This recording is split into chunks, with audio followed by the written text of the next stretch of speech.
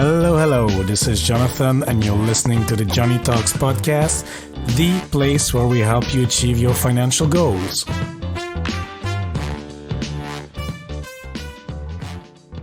Hola, amigos. Hope you're having a great day wherever you are.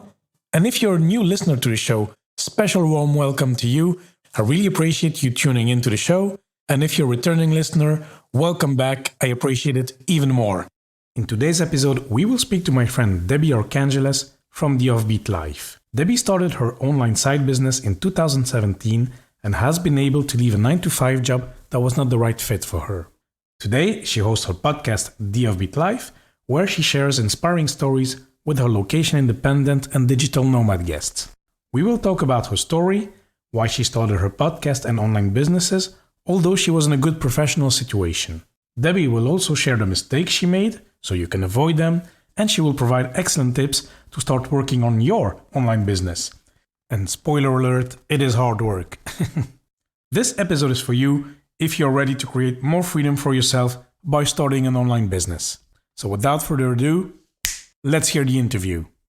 Hello, Debbie. How are you doing today? I'm great, John. Thank you so much for having me in your show. Yes, fantastic. And I'm excited to speak to you too, because we will speak about leaving one's 9-to-5 to live from your passion and maybe even a location independently. So that's, I think, quite exciting and appealing to some of the listeners. I mean, a lot of them. And so, Debbie, maybe let's start with the beginning. So what are you doing today? I think you host the Offbeat Life podcast. What else? Yeah, absolutely. So as you mentioned, John, I am the host of the Offbeat Life podcast, where I interview travelers who ditched their 9-to-5 to become remote entrepreneurs, and I help them build their brand and income before they even leave their day job. And I'm also the founder of howtocreateapodcast.com, where we help individuals start, grow, and really monetize their podcast. So those are my two projects, my two businesses that I've been able to do because of my show. Excellent. And then, of course, I'm interested in this leaving 9-to-5 and in your story, in your personal story, Debbie. So because it all started with you moving to the US at a young age, but it was not all that rosy at first. Can you guide us a little bit through your childhood, maybe? Yeah, so I was born in the Philippines in a tiny little town that most people probably have never heard of. And like most immigrant families, my mom left because we needed to create income. There was just not a lot of income there. So I was raised by my dad. My mom came here to the United States. And when I was around 9 or 10, she was finally able to bring us to the United States. And that's when our life completely changed. I had to learn a new language. I had to really adapt to the culture. And it was pretty hard in the beginning, like it is for most immigrants. You know, you pretty much leave everything behind to do something completely new. And like most immigrants, you know, I don't feel like my story is unique in that sense, is that we were brought up to really get a good education, get a good job. Then when you retire, that's when you have fun, right? That's kind of like the American dream. You have fun 2 weeks out of the year or 4 weeks. But I was always a rebel. You know, I didn't really do what most my parents wanted me to do. I was a creative. I thought I was going to do what they wanted me to do, and I stayed at a job for a very long time. For at least for me, it was around 7 years. I was a therapist, and I just couldn't do it anymore. I was having panic attacks every 4 months regularly. And one day I was talking to my boyfriend, who's my fiance now, and he was just like, you need to stop this. This is not healthy for you. And he actually introduced me to podcasting. And that's when everything clicked for me. I was like, I want to be someone who can work from anywhere. I want to have freedom. I want to have location independence. And I want to learn from people who are doing this properly. And that's how my podcast started. And then within a year and a half of starting my show, I was able to leave it to do it full time. So it was definitely not an easy road. I had 3 businesses before these, the ones that I have now, that failed. And I learned a lot from that. So it's not an easy road. It didn't come overnight. The success that I had was definitely not an overnight one. Okay, very good. I like to hear those failures. We'll talk about that a bit later. First, I would like to go back to, your teenage years, let's say, more on the topic. I mean, you said, yeah, follow the career, what my parents said I should follow. I want to ask you about maybe the mindset that you had around money when you were a teenager or even a child. Yeah, I mean, what was your idea of money? Was that something you need to work hard for, or yeah, please expand. For me, I was surrounded by individuals, my mom and my dad's family, who worked extremely Hmm. hard, right? My parents, I'm an only child, but I didn't grow up being given money. I started working when I was about 13 years old, because my parents wouldn't give me money. They really wanted me to learn Hmm. how to really earn the money and what the value of money was really about. So I grew up knowing that in order for me to have money, right, I needed to earn it myself. Hmm. And I was surrounded by really hardworking people. I mean, these were the people who pretty much had nothing in the Philippines, and came here, who became engineers and in the health field and entrepreneurs. So I think I had a really great environment just to see what hard work was, Hmm. but I didn't really think about money as something that I could also have fun with, right? It was Yeah. just something to do so that I could feed my family, I could survive. And that was where my money mindset came from. I really had that shift when I started having those panic attacks. I was like, this is not healthy. I don't want to be unhappy for the rest of my Hmm. life Yeah. just to earn a living. And then I said, I know my parents and my whole family worked hard for us to come here to the United States, but I don't think deep down they would want me to be unhappy either, right? Because Yeah. there's so many opportunities here that it would be a waste for me to do something that I hate and to Hmm. have all this opportunity. Okay, I see. And then you mentioned those panic attacks. So what happened exactly? I mean, why did you have this anxiety, this situation? Because you were not doing something you liked, or you thought you were pressured into doing something that somebody else wanted for you? It was both. It was Hmm. really both. I knew that I needed something that was more creative because I've always been a Yeah. creative person. Even when I started that job that I had for quite some time, I was a photographer. I traveled all over the world as a photojournalist and I started different businesses that were creative, but they just never worked out, right? And Hmm. I knew I needed to be somewhere creative. And I was at that job that paid really well. And this is a thing that I think bothered me the most, is that it was a job that I really had nothing to complain about. My coworkers were great. What I was doing was good. My bosses were incredible. So there was a sense of guilt, right? And Hmm. feeling like, what am I complaining about? You're Like, not my family grateful. worked so hard. Yeah, exactly. And that's what I was thinking. Like, and that's what made me panic. I was like, what is wrong with me? What's Yeah. wrong Hmm. with my life now? There's nothing here that's bad. And it made me feel really guilty. And like you said, John, like feeling ungrateful. But I had to come to a place where I was like, it's okay to not be okay with this and to do something about it. And that's where everything really clicked for me. Okay, and then you started to. Yeah, I'm interested in those failures or the business you started that didn't take off. So then you started to venture into, to try different avenues. So what did you start and what went wrong actually? Yeah, absolutely. So I did a few different things. One of the things that I did, so a lot of different learning experiences for me by trying those different businesses. So I started a business where I was selling jewelry online. And the problem was I was just interested in photographing them, right? And I Mm. didn't know how to market it. I didn't even know who my ideal audience was. So I really had no idea how to market that business. It was just all about creating, oh, this is a really pretty jewelry. I'm just going to photograph it and hopefully somebody comes and buys it. And Hmm. when I did that, I think I only had one sale and that was it.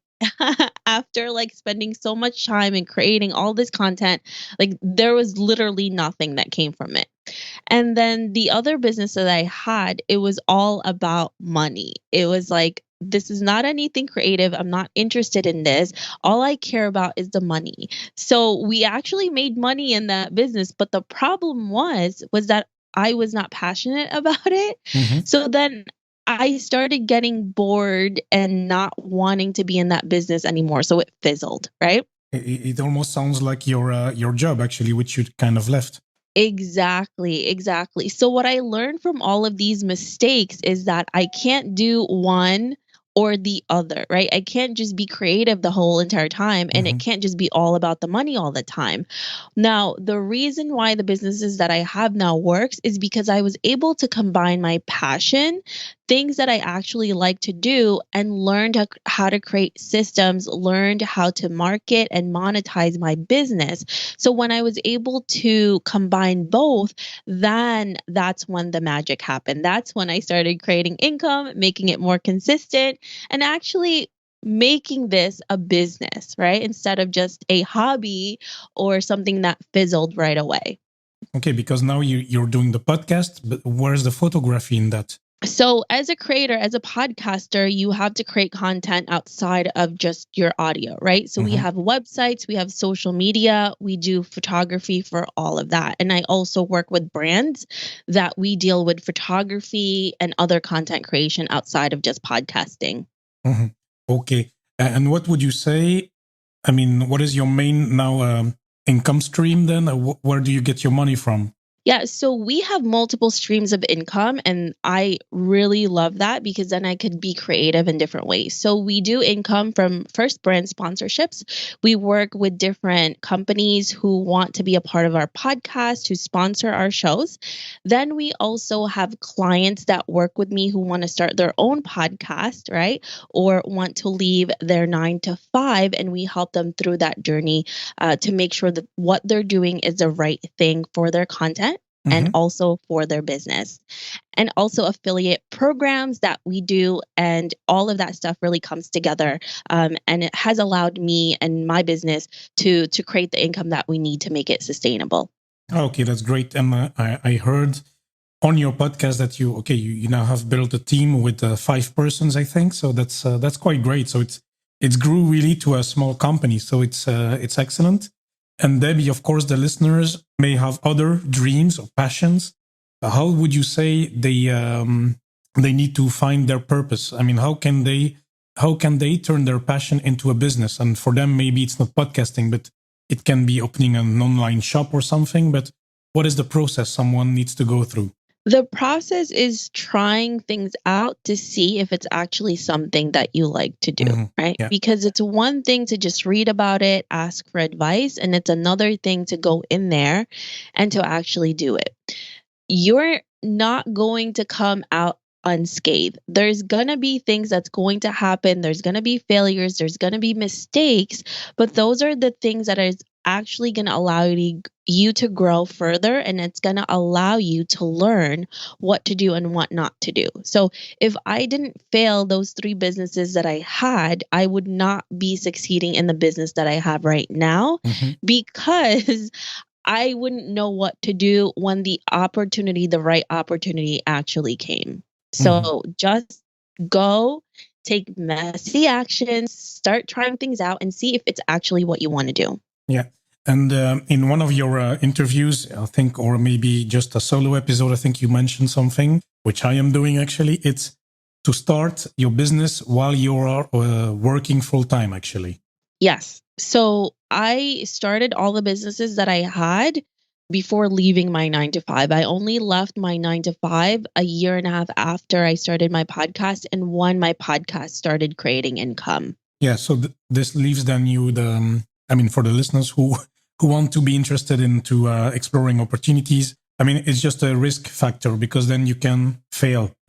You can, because you still have your day job income, and then you can fail on the side. It doesn't matter too much. So you can, that's the perfect timing to actually throw spaghetti at the wall and try what works for you. Yeah, absolutely. I mean, you really have nothing to lose, right? And it's the best time to try these things out is when you're still in your 9 to 5. Yeah, very good. And then I had a question, because on your podcast, many people come and they say, this is how I left my 9 to 5. I did this and that. And I think there are quite a number of stories because you produce 3 episodes a week. But it's, is leaving the 9 to 5, do you think that's for everyone? I don't think it is. I think there are a certain type of people that are entrepreneurs and certain type of people who should stay in their 9 to 5. But what I do promote is freedom, right? So you could still stay at a 9 to 5, but still work remotely. If that is something that you want to do, obviously, again, that's not for everyone. That's why our podcast is niche to people who want to work remotely, right? So it's definitely not for everyone. It's just, again, actually trying it out to see if it's right for you and if it's not right for you. Because you can still work remotely, you can still have freedom working for a company who's going to allow you to work remotely. Or you're someone who likes to build their own business and then create that freedom for yourself as well. And do you have any particular tips on making money for somebody that does not do podcasting? For example, somebody says, look, I'm passionate about pottery. I'm inventing something and I want to sell stuff, or I want to just talk about it, or maybe another topic.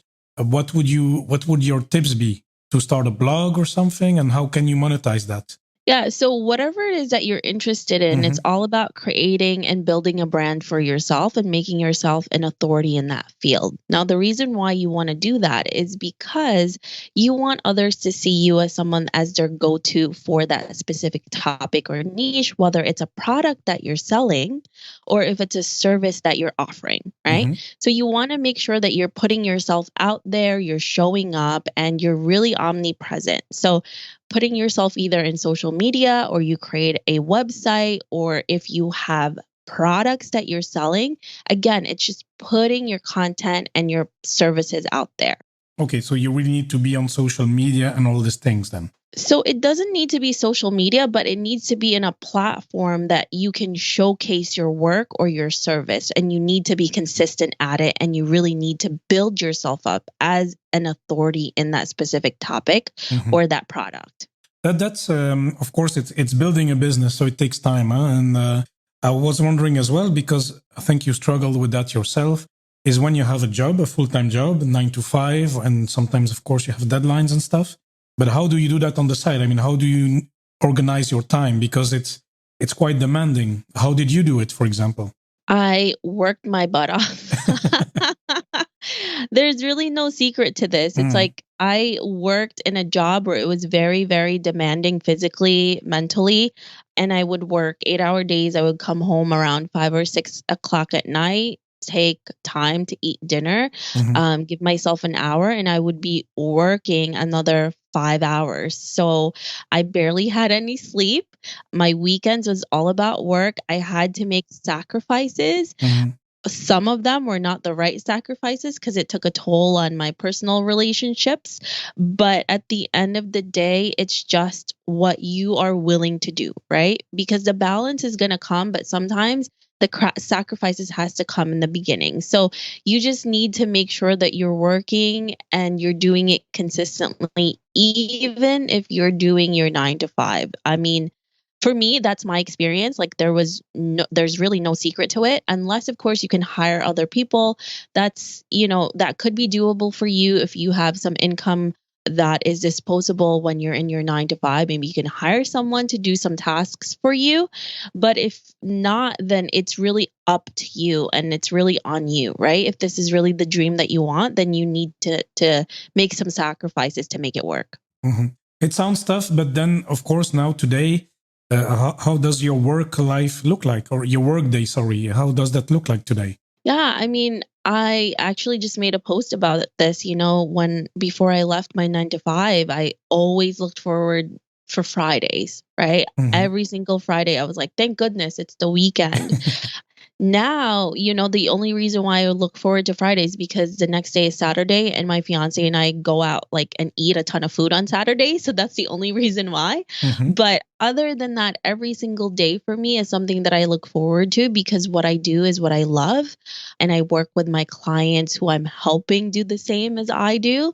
And it's so, so rewarding for me to see other people achieve their goals, and I'm achieving my goals as well. So I also have a team of 5, like like John mentioned, and now all the menial tasks that I used to do before leaving my 9 to 5 that I didn't like doing. Now I don't have to deal with it. Yeah, now you And can pay somebody to do it, huh?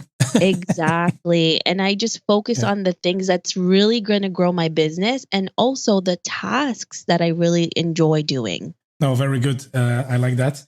And okay, I understand. You're from the US. In the US, I mean, what I noticed, it's not a critic, but it's people are really, sometimes they can really be like the hustlers, like they work hard. They work hard on their goals. It's something I see and I notice. And then with people in Europe, there are, of course, hustlers, people who work hard in the weekends and stuff. But I think we are a bit more relaxed, although we apply some of the stuff that we see. Do you have any examples or people that you talk to from Europe on your show? And do you see a difference in attitude? Just I want to know your opinion on that, or if you have experience with that. Yeah. So honestly, the people that I talk to, they are hustlers. All of them are, obviously they work really hard, but there's a balance there, right? And Yeah. this is why we started doing this, is to have more freedom, right? And that means that whenever I want to take off and spend some time with the people I love or do something that I really need to do aside from my job, then I can have that. And that's honestly why I wanted to do this lifestyle. And that's the type of people that I interview. Not to say that there's no hustle, like constant hustle. There's going to be constant hustle in the beginning. That's just not, there's no shortcut to this, right? Yeah. If you're not willing to work hard, it's just not going to happen, or at least it's not going to happen as fast as you think it is, because I think we live in a society where we think it's just instant gratification, and it doesn't happen that way. But once you create a system and a brand for yourself, then it becomes a lot easier to stop hustling so much, because then you could create a team for yourself and then also create the schedule that you really want for your business. Yeah, it's important. And one thing about that freedom is location. So today, okay, we are a bit limited, but you are in New York right now as we speak. But do you usually travel a lot, or do you you mentioned to do your podcast remotely? So where do you usually travel to? Yeah, so it's different. Before COVID happened, I would travel most of the time for my clients, right? And they would fly me out somewhere, and I would go there, do my interview, or do other content creation for them. Yeah. So it really depends. It really depends where that leads me. Otherwise, for myself, and it was actually something that I talked about in my podcast, because I was traveling too much for work and not for leisure and for me, right? So it was interesting, because I was gonna try to start traveling for myself, but then COVID happened and you don't get to travel anywhere. But yeah, so it really depends. It really depends where my work takes me. But for myself, when I do travel for myself, I love nature. I love hiking. I love going to places like that, especially since I'm a New Yorker and it's just city over here. Yeah. So I'm more of a nature girl, whether it's deserts, mountains, anything like that. I really love to travel too. And in terms of traveling often, my fiance, his job is not remote. So that's why I'm still in New York City. Yeah, if okay. not, we would be in other areas. Okay, and you mentioned your clients flying you in, so that's quite nice, because I think, do you need then, is it because of your successful following and that you have a lot of episodes, or when can you start doing such things with your podcast, your blog, your projects, your online business that you start? I mean, at what time do they start? Do you start to get those juicy deals?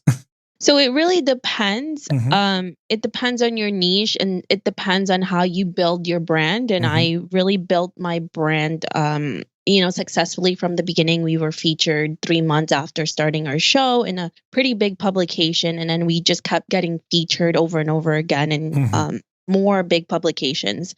And then the audience that we also had are really what our clients were trying to reach, right? So it takes a long time and a lot of money for people to find the right audience when they're doing, for example, their ads on Instagram or Facebook. You have to spend a lot of money. But because we have a very specific audience and niche, they don't need to, figure that out. It's right there.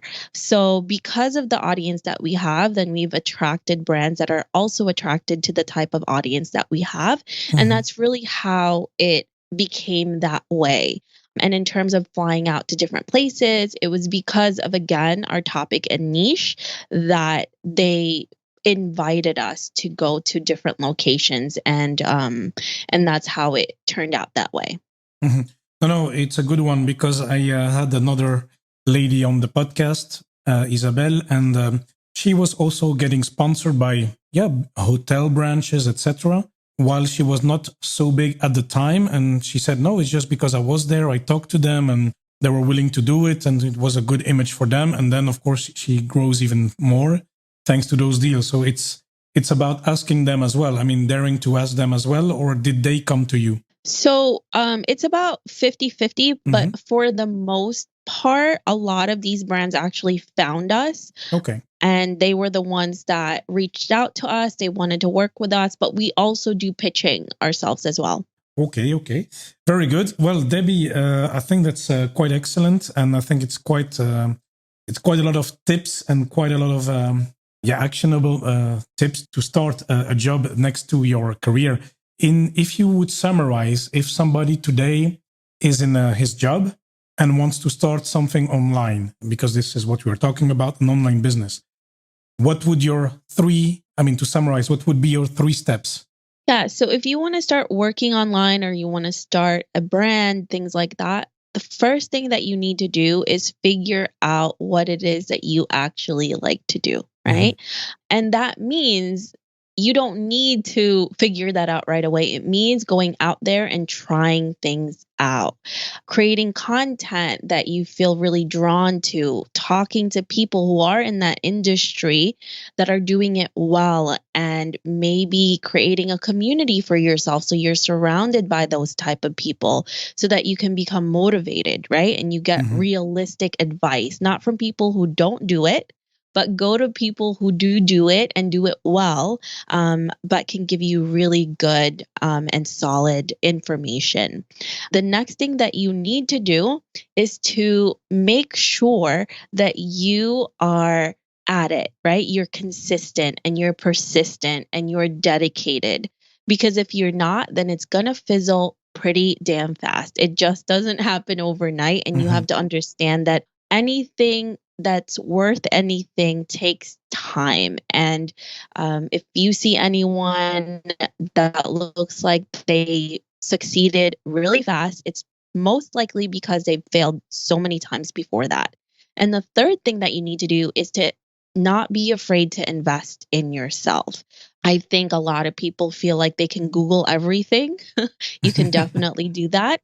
And I thought everything is for free. Yeah, everything is for free, right? But you also have to see what that is going to cost you. Free also means that the information that you're getting is not going to be the same caliber as if you're paying for somebody who's going to mentor you, who has done it, right? And not to say you can't do that, but it's going to take you quite some time and also a lot of money, more money that you probably would have spent than just investing in someone who can really help you in that industry. Yeah. So when I actually did that, that's when I started making more money. So yeah, I definitely highly recommend investing in yourself. No, very good. And I like the community part, because that's, I think, something I can relate to when I started to say around me, I'm doing a podcast on money. Okay, podcast. How do you do that? How do you listen to it? I mean, people were not, I know that one guy at work, he said, okay, I installed Apple Podcast because of you. I mean, otherwise I would never listen to a podcast. So it can take time. And of course it can feel lonely. I mean, it was okay. I had a community kind of, but it can feel lonely because people will not necessarily understand what you do. Yeah, absolutely. And that's why the podcast that I created has really allowed me to build that community that has Mhm. helped me grow. And I've met my best friends through this podcast. And it's honestly one of the best things that has come from my show are the people that I've met and the community that I have built from it. Mhm. Yeah, I have some good benefits from it as well, but I will leave that for a next episode. Anyway, Debbie, I think, I want to thank you for this valuable tips. But before we leave, of course, we have our 3 quick fire questions. Are you ready? Yeah, I'm ready. Okay, very good. Well, we didn't really talk much about money and investing, although you mentioned investing. So, what has been your best investment so far? The best investment that I've done so far was investing in a coach who knew what they were doing, Yeah. because it saved me so much time and headache and also money when I finally got a coach who knew what they were doing, and it helped me out so much with my business. Excellent. Question number 2. What is your favorite book or a book you can recommend to anyone? Yeah, so I have a few. One of them is Millionaire Mindset by T. Harv Eker. Mhm. He is incredible. My fiance and I actually listen to that whenever we have long drives because it talks about your money mindset and how you really need to think about money in a different way. And of course, the Digital Nomad and Remote Workers Bible, Tim Ferriss's 4-Hour Work Week, I love, And the last one is How to Create Friends and Influence People. I think is one of the best books that anyone, whether you have a business or not, should really read. It is an incredible book to have and to really lose yourself in. Yeah, I think you mentioned 2 of 3 of my favorite books probably. So the 4-Hour Work Week and How to Win Friends and Influence People. Really, I love those books. So last question to you. What is the best purchase you've made for under $100, Debbie? For under $100, I think it's gonna be my mic for my podcast. It's under $100. It's lasted me for over 3 years since I've started this show. It's given me really good audio, and this is really where my bread and butter is this mic and this podcast. So yeah, best investment yet. Excellent ROI. Okay, very good. So Debbie, of course, we talk about your podcast. So where can the listeners find you? Absolutely. So, yeah, you can all find me at theoffbeatlife.com. It has a ton of free resource there for people who want to start working remotely, who wants to find an online job or start your own brand. You can find me there, and you can also listen to our podcast. And for listeners that you have, John, that are really interested and really want to invest in themselves in trying to build a brand and create income before they even leave their 9 to 5, they can also reach me at collab@theoffbeatlife.com, and I can help you with that as well. Okay, very good. I'll link all of the contact details in the show notes. And you're on Instagram and Twitter as well? Yes, I am mostly on Instagram and Clubhouse. Oh, Clubhouse. Wow, you're so trendy. And no TikTok? No, not on TikTok. Not on Didn't get TikTok. into that, but more of a Clubhouse person. I'm more interested in giving information in that sense. Very good, very good. Okay, Debbie, so thanks again so much for coming on the show. It was a pleasure. Thank you so much, John. This was so much fun. I really appreciate you having me here. I hope that you enjoyed this episode and that you learned something from it. And if you find it useful, please make sure you share it with a friend, or you can also rate the show in your favorite podcast app. This will help the show to grow. So if you do so, thank you very much. And now let's go through the key takeaways. Number 1, the environment in which you grow up really affects your money mindset. It sometimes takes a dramatic event for someone to realize there might be another way to look at things. For Debbie, the shift came from the panic attacks and unhappiness at her job. Number 2, even if your work is great and the environment is positive, do not feel guilty or ungrateful. It's okay not to be okay with this. It is about finding what you want to do and how you want to do it. Maybe that's remotely for you. Maybe you want to use your creative side more or analytical side, who knows? So it's about finding what you want to do and how you want to do it.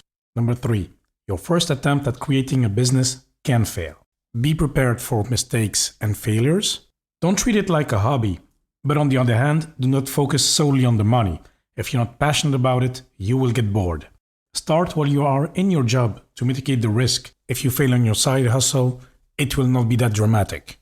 Some people should actually stay in their 9 to 5, while some should work remotely or leave their jobs. I mean, this is not for everyone, but at least give it a try if that's what you want to do. Number 4, how to become successful. Well, if you can work on the thing you're passionate about and you can manage to create systems to monetize it, this is where magic will happen. So be creative on the monetization part and create multiple streams of income. Creating and building a brand is key as well to become an authority in your field. And yes, amigos, I hate to be the bearer of bad news, but there are no shortcuts. If you want to be successful with your online business, you will have to work hard, especially in the beginning, and you will need to be consistent. I think Debbie insisted quite a lot on that. So yeah, it's hard work, but then at a later stage, you will be able to start to delegate some tasks. So it will become easier. But first, the blood, sweat, and tears. And last but not least, let's end with the 3 steps to start your online business. 1, figure out what it is you like to do. Go out there and try things out. Number 2, create or join a community so you get realistic advice by people who actually understand what you're doing. Number 3, do not be afraid to invest in yourself. Google will only get you so far, and you will lose precious time outside of your 9 to 5 trying to figure things out by yourself. So that was it for today. Thank you so much for listening. It really means a lot to me. Make sure you subscribe in Apple Podcast. And of course, please do not hesitate to contact me. If you have any questions or feedback, send me an email, john@johnnytalks.com, or connect through social media at Johnny Talks on Facebook, Twitter, and Instagram. And amigos, once more, thanks so much for listening, and I'll speak to you next time.